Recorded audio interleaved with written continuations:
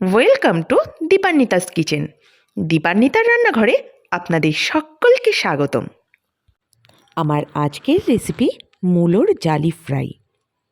মূলোর এই মুচমুচে জালি ফ্রাই খেতে কিন্তু ছোট থেকে বড় প্রত্যেকেই পছন্দ করে, আর যারা মূলো খেতে পছন্দ করে না তাদের জন্য তো এই রেসিপিটি একদম পারফেক্ট। তাহলে বন্ধুরা, চলো কথা না বাড়িয়ে দেখে নিই এই মূলোর জালি ফ্রাই রেসিপিটি আমি কিভাবে তৈরি করছি। এই জনপ্রিয় রেসিপিটি করার জন্য আমরা কিন্তু নিয়ে নিচ্ছি এই মূলো। আর মূলো কিন্তু আমরা এরকম টুকরো করে নিয়েছিলাম, প্রথমে গোল গোল করে, নিচে দেখতে পাচ্ছ তোমরা গোল গোল করে টুকরো করে রেখেছি। আর এদিকে আমি বটিতে কেটে নিচ্ছি মূলোটা। ভালো করে দেখো মূলোটা কিভাবে কাটা হচ্ছে। মূলোটা কিন্তু প্রথমে আমরা এরকম সোজা করে কাটলাম, আবার উল্টো দিক থেকে কিন্তু আমরা যখন কাটবো তখন একটু তেচড়া করে কাটবো, যাতে একটা জালি ক্রিয়েট হয়। তো এই জালিটা খেতে কিন্তু খুব ভালো লাগে, মানে জালি ফ্রাই, মূলোর জালি ফ্রাই বলে এটাকে। একদম পুরো জাল জাল মতো দেখতে হয়ে যায় বলে এর নাম হলো মূলোর জালি ফ্রাই। এই দেখো, ছোট্ট একটা মূলোর টুকরো কিন্তু এই রকম জালের মতো হয়ে যাবে। যতটা সুন্দর তোমরা কাটতে পারবে ততটা সুন্দর কিন্তু এই জালগুলো তৈরি হবে। মানে তোমরা যদি ভুল করেও একটু বেশি কেটে ফেলো তাহলে কিন্তু জালিটা মাঝখান থেকে ছেড়ে দিতে পারে বা নষ্ট হয়ে যেতে পারে, জালিটার শেপটা আসবে না। তাই অবশ্যই খেয়াল রাখতে হবে জালিটা কাটার সময় তোমাদের কিন্তু খুব আলতো হাতে জালিটা কাটতে হবে। এই দেখো, সোজাভাবে কাটলো, এইবার একটুখানি তেচড়া করে আমাদের কাটতে হবে, যাতে মাঝখানের একটা সুতোর মতো অংশ যেটা আমাদের এই জালিটা কিন্তু ধরে রাখছে। হ্যাঁ, তো তোমরা দেখো কত সুন্দরভাবে এই যে জালির মতো তৈরি হয়ে যাচ্ছে। দেখো একটা ছোট্ট টুকরো, অথচ দেখো কত সুন্দর, কতটা বড় হয়ে যাচ্ছে, আর এটা ভাজলেও কিন্তু দেখতে অসাধারণ লাগে। তো এই স্পেশাল মানে রেসিপিটা, মানে রেসিপি ঠিক বলবো না, এই যে এই কাটার ব্যাপারটা, এটা কিন্তু আমি একদমই পারি না। যেটা সত্যি সেটা বলে দেওয়াটাই ভালো। এইটা কিন্তু আমার মা করে, আমরা ছোটোবেলা থেকে খেয়ে এসেছি এই জিনিসটা। মানে আমার পার্সোনালি মূলো খেতে খুব যে ভালো লাগে তা নয়। হ্যাঁ, কিছু কিছু প্রিপারেশনে আমার মূলোটা বেশ ভালোই লাগে। তবে এই যে ফ্রাইটা, জালি ফ্রাইটা মূলোর, এইটা কিন্তু আমি ছোটোবেলা থেকে ভীষণ এনজয় করে খাই। কেননা এই ছোট্ট একটা মূলো এত সুন্দর, এত বড় হয়ে যায়, মানে ওই জিনিসটা দেখতেই যেন আমার খুব ভালো লাগে। তো ওই জন্য মাকে বললাম আজকে আমি আমার বন্ধুদের সাথে এই রেসিপিটি শেয়ার করতে চাই, আর মাও কিন্তু তোমাদের সাথে শেয়ার করার জন্য বসে পড়েছে মূলোটা কাটতে। আর দেখো মূলোটা কত সুন্দরভাবে মা কেটে নিয়েছে। এবার আমি এটাকে নরম করার জন্য একটু জলের মধ্যে সামান্য নুন দিয়ে জালি করে কেটে রাখা মূলোটা ভিজিয়ে রাখবো।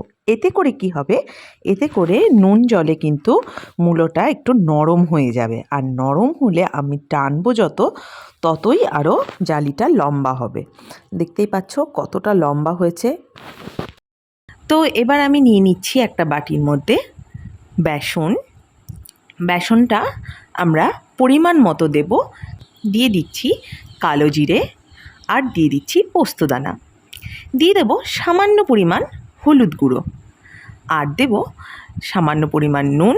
এবার আমি এখানে একটু জল দিয়ে ভালো করে বেসনটা ফেটিয়ে নেব।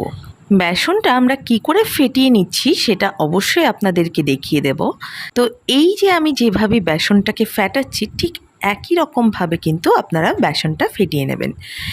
এইবার দেখুন আমাদের ঘনত্বটা ঠিক কীরকম হলো। এই ঘনত্বটাই কিন্তু আপনারা রাখার চেষ্টা করবেন। এবার আমি এক এক করে এই মূলোর জালিগুলো বেসনে ডুবাচ্ছি, আর তারপর সেটা গরম তেলে ছাড়বো। দেখতেই পাচ্ছেন বেসনে ডোবানোর সাথে সাথে কিন্তু এই মূলোর জালিটা আরও লম্বা হয়ে যাচ্ছে। আর এদিকে আমি সাদা তেল বসিয়ে দিয়েছিলাম কড়াইয়ে গরম হওয়ার জন্য। একদম গরম তেলের মধ্যে আমি কিন্তু এই মূলোর জালিগুলো ছেড়ে দিচ্ছি।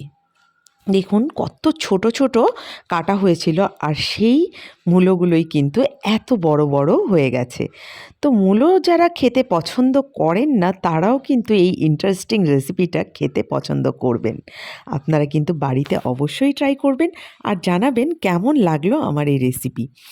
তো দেখুন আমি মূলোর জালিগুলো খুব সুন্দরভাবে ভেজে নিচ্ছি, হালকা হাতে দেওয়ার চেষ্টা করছি। যতটা হালকাভাবে কাজটা করা যায় ততই ভালো, যেহেতু এটা একটা সূক্ষ্ম জিনিস, তো সেই ক্ষেত্রে কিন্তু ছিঁড়ে যাওয়ার ভয় থাকতে পারে। তাই খুব সাবধানে কাজটা করতে হবে আমাদের।